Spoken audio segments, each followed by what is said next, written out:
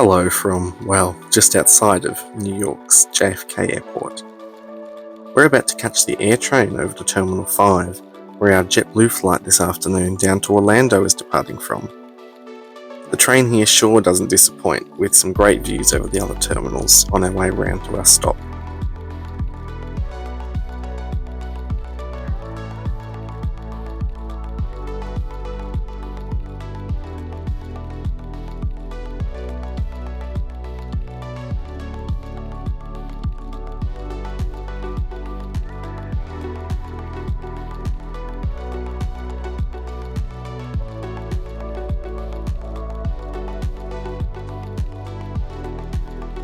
While we do need to head to Terminal 5, it wouldn't be fair not to take a quick look around the TWA hotel. Unfortunately, they had some sort of concert going on in the lobby right now, so we couldn't check out everything, but we still got to have a look at the classic departure board and some airport models, and of course Connie too, even though we couldn't go inside.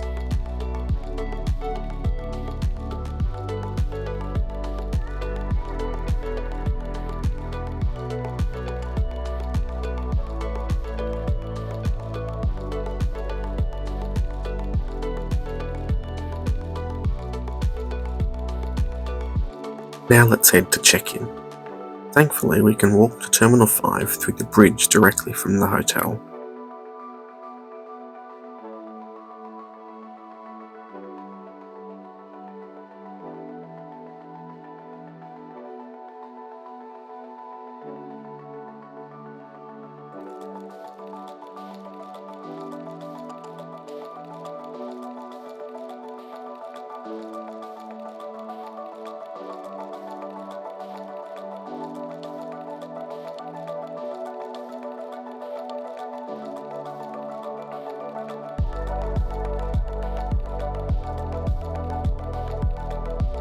JetBlue are basically the only ones using this terminal, so there's plenty of check-in kiosks which are very easy to find.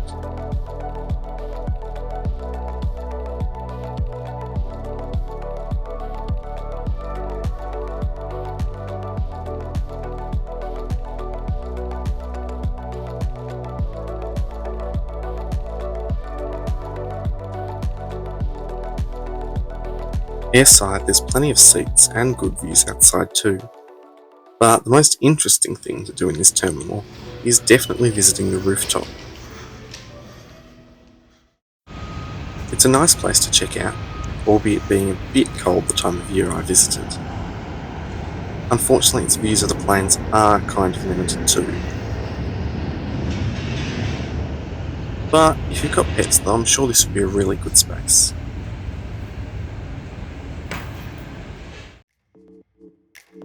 Our flight today was supposed to be on an A321neo like one of these, but let's head to our gate and check out the arguably more exciting plane that we're now travelling on. This green, yes, green JetBlue A320 in the special New York Jets livery is what will be taking us to Orlando instead. Unfortunately, this is just about the best view of the plane we can get here or in Orlando. Don't you love how detailed these gate departure boards are in the US? We arrived pretty late before departure, so it's already time to get on board.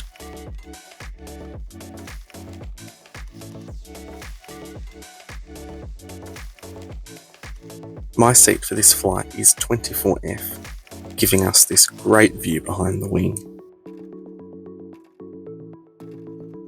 As there just about always is at JFK, there was a bit of a queue before departure, but we got away without too much of a delay.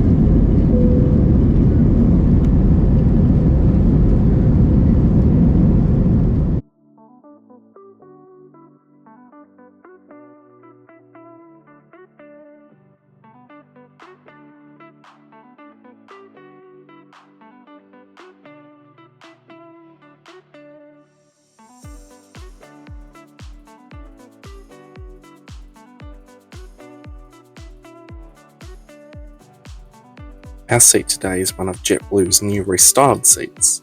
It has a large screen, which we'll take a look at later, and below it are the audio and USB ports. The tray table is adjustable, but is on the smaller side. It was fine to eat on, but could make working a bit hard.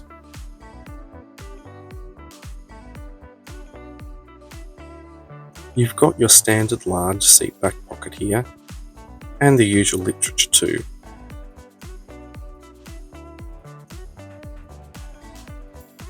As well as these two small outer pockets, and whatever this thing in the middle is. Legroom is very good, and certainly seems to match JetBlue's claim of being the best in America. In front of the other seats are more power outlets too. And the armrests are still of a decent size, with the seats reclining to a regular amount as well. There's also an adjustable headrest, and the leather seat is very comfortable and well padded, making this short flight to Orlando go by very easily. Now the screen has a fairly intuitive design with a great selection of choices, which would be more than enough to keep you occupied on even their longest transatlantic flights.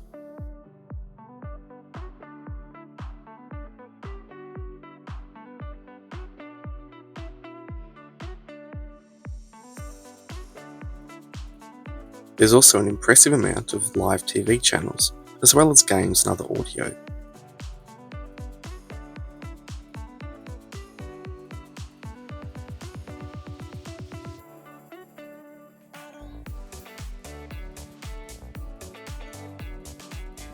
As you'd expect, the moving map is interactive.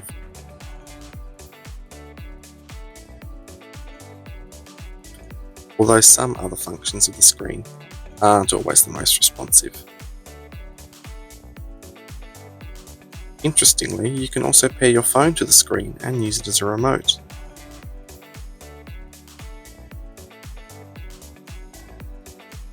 The screen was also able to display this useful information about our arrival into Orlando. Soon after departure, we were given a drink and snack service. It was surprising to see them giving everyone full cans of drink. Today they were offering these chips and breadstick things, and were more than happy for you to take both if you wanted. There are also some meal boxes for purchase, but most people seemed happy just with these snacks.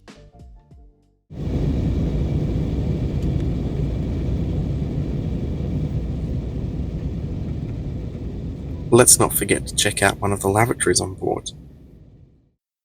This is one of the two installed at the back of the plane.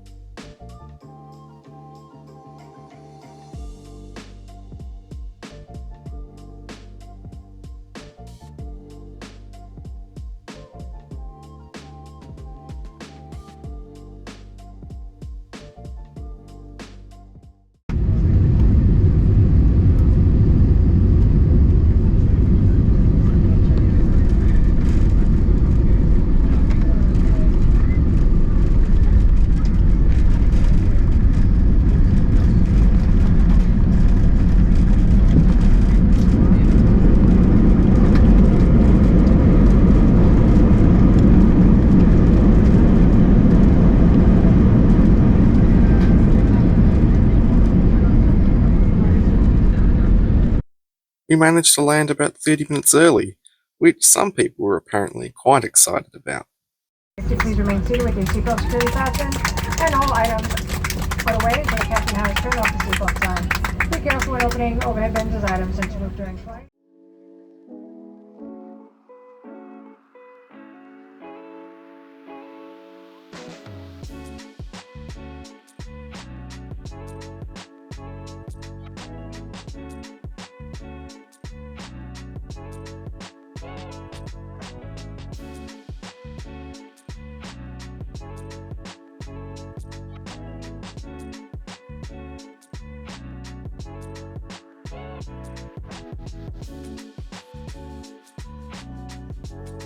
As I said earlier, there unfortunately weren't any good views of our plane at this gate, so we couldn't fully check out the special livery.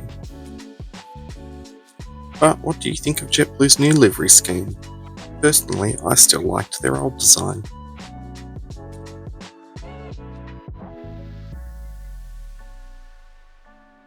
Our flight arrived into the newish Terminal 3 here, which is certainly a lot different from the original terminals. Notably, there aren't trains required to get you to or from the plane. Overall, the flight with JetBlue was really great. It was a bit disappointing not to be on the A321neo, but this A320 still provided the same level of comfort with the restyled interiors. The seats and snacks were very nice, and the legroom was more than expected, making it a great flight in all regards.